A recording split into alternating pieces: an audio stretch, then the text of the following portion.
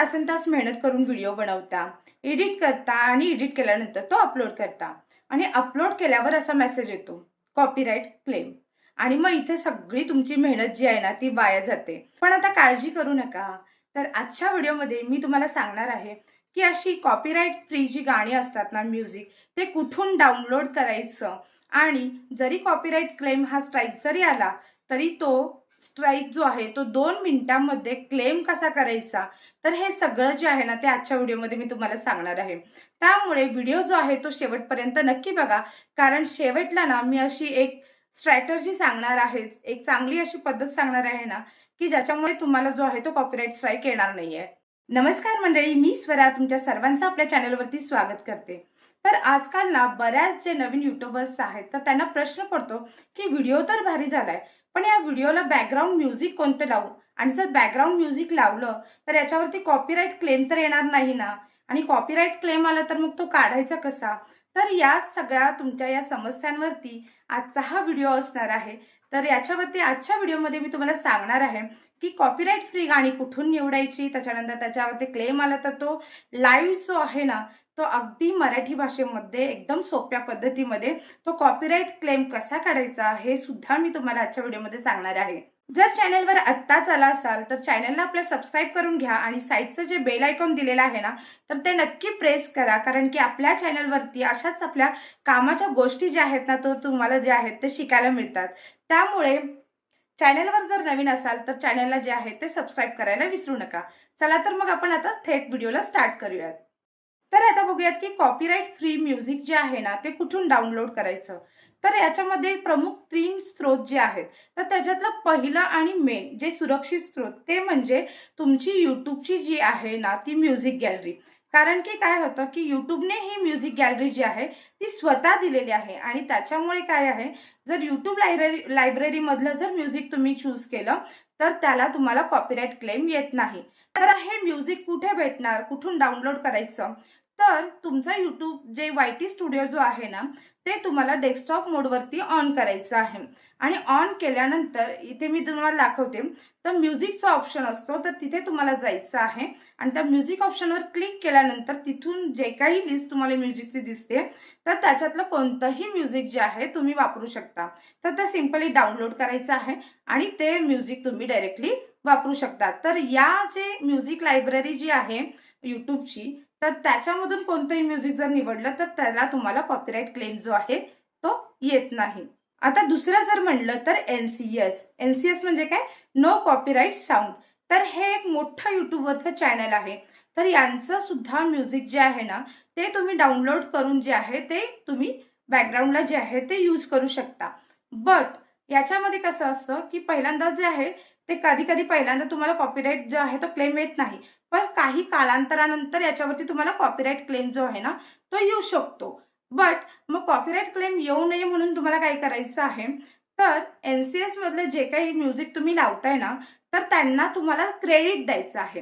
Credit द्यायचं म्हणजे काय, तर त्यांचं जे काही डिस्क्रिप्शन आहे म्हणजे म्युझिक कुणाचं आहे काय, तर ते तुम्हाला जे आहे ना ते कॉपी करायचं आहे आणि तुमच्या जो काही व्हिडिओ आहे ना तर त्याच्या डिस्क्रिप्शन बॉक्समध्ये ते तुम्हाला सिंपली फक्त कॉपी पेस्ट करायचं आहे. म्हणजे काय देतात की तुम्ही त्यांना क्रेडिट देता. मग अशा थ्रू जे आहे ना तर कॉपीराइट क्लेम जे आहे ना तर ते तुम्हाला येत नाही. आता तिसरं जे आहे ना ते ब्लॉग कॉपीराइट म्युझिक. तर यांचं चॅनल सुद्धा जे आहे ना ते बेस्ट आहे. कारण की काय, जर तुम्ही डेली ब्लॉग्स बनवत असाल किंवा ट्रॅव्हलिंगचं बनवत असाल तर यांचं जे चॅनल आहे ना तर हे सुद्धा बेस्ट आहे. तर यांच्या चॅनलवरचे जे म्युझिक आहेत ना ते ते सुद्धा जे आहेत ते तुम्ही डाउनलोड करून जे आहे ते तुम्ही वापरू शकता. तर मी जसं की पहिला तुम्हाला सांगितलं तर त्यांना देखील तुम्हाला जे आहे ते डिस्क्रिप्शन बॉक्समध्ये त्यांचं क्रेडिट तुम्हाला द्यायचं आहे. तर आता बघूयात की कॉपीराइट स्ट्राईक आणि क्लेम आला तर काय करायचं. आता एखाद्या व्हिडिओवरती जर तुम्हाला कॉपीराइट क्लेम आला तर यूट्यूब तुम्हाला तिथे ऑप्शन देतं. आता त्या ऑप्शनमध्ये सगळ्यात पहिला ऑप्शन म्हणलं तर म्यूट द सॉन्ग. म्हणजे काय, ज्या भागावरती ज्या म्युझिकला तुम्हाला कॉपीराइट क्लेम आलेला आहे तर तो भाग जो आहे तो तुम्ही म्यूट करू शकता. आणि म्यूट केल्यानंतर ऑटोमॅटिकली तुमचं ते तुम्हाला म्यूट करायचं आहे सॉन्ग, आणि ते म्यूट केल्यानंतर कॉपीराइट क्लेम जो काही आला असेल तर तो तिथून निघून जातो. त्यातलं दुसरं ऑप्शन म्हणजे काय, तर रिप्लेस द सॉन्ग. आता रिप्लेस द सॉन्ग म्हणजे काय, की जे काही तुम्ही गाणं लावलेलं आहे ना, तर ते गाणं तुम्ही रिप्लेस करू शकता आणि तुमच्या जे काही म्युझिक लायब्ररीमधलं नो कॉपीराईट म्युझिक जे आहे, तर ते रिप्लेस करून तुम्ही नो कॉपीराईट म्युझिक जे आहे ते लावू शकता. तर तिसरा जो ऑप्शन आहे ना, तो ट्रिम आउट म्हणजे काय? तर तुमच्या व्हिडिओमधला तो भागच जो आहे, तो काढून टाका. म्हणजे ते म्युझिक जे आहे, ते काढून टाका. आता लास्ट जो ऑप्शन आहे तो डिस्प्यूट. आता डिस्प्यूट म्हणजे काय? तुम्हाला जर खात्री आहे, की गाणं तुमचंच आहे किंवा तुम्ही प्रॉपर वेने त्यांना क्रेडिट दिलेलं आहे आणि तरीसुद्धा तुम्हाला जे आहे ते कॉपीराईट क्लेम आलं, तर हा डिस्प्यूट ऑप्शन जो आहे ना, तो तुम्ही यूज करू शकता.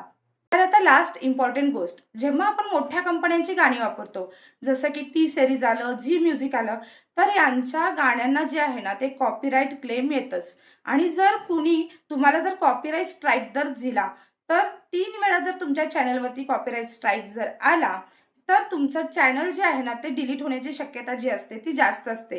त्यामुळे तुम्हाला एक सजेशन देते, की मोस्टली जे आहे ना, ते नो कॉपीराईट म्युझिक जे आहे ना, तर तेच तुमच्या व्हिडिओवरती जे आहे, बॅकग्राऊंडला जे आहे ते तुम्ही यूज करा. आणि मेन थिंग, आता म्युझिक वापरताना ॲट्रिब्युशन द्यायला जे आहे ते विसरू नका.